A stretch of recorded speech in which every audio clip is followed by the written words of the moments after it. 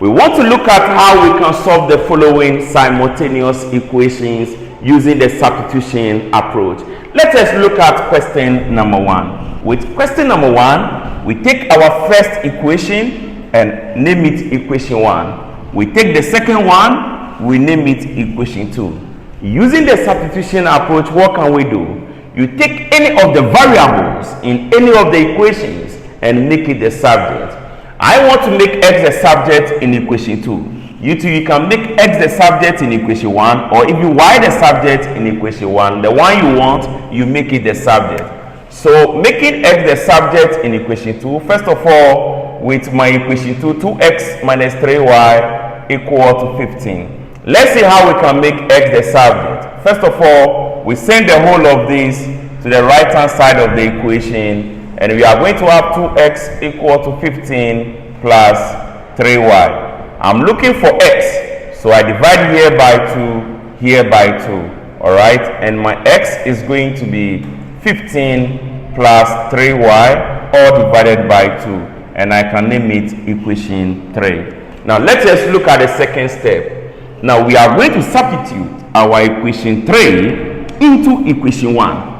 Don't forget, we don't fix it into equation 2 because we make x the subject in equation 2 and we have equation 3. So we move this and fix it into equation 1. How do we fix it? Anywhere we see x in equation 1, we move the whole of this and fix it there. Let's see how we can do it. We have 3 here, which will multiply our 15 plus 3y all over 2. Alright, as we can see. Then we bring our plus 5y equal to minus 6. At this level, we expand the bracket. So our 3 will multiply the 15, which will be 45. 3 times 3y will give us 9y all over 2. Plus 5y equal to negative 6, as we can see here. Now we find LCM, and our LCM is going to be 2, which will multiply this, and will cancel out here.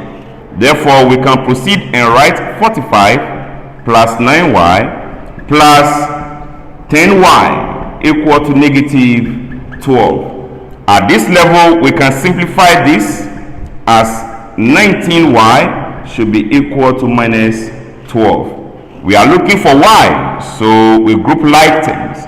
19y equal to minus 12. We move this to the right hand side of the equation and we are going to get minus 45. So we are going to have 19y equal to minus 57. Alright, as we can see.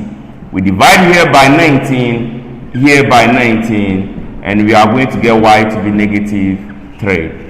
Now that we get our y, we need to look for x. So we can fix our y into any of the equations to get x.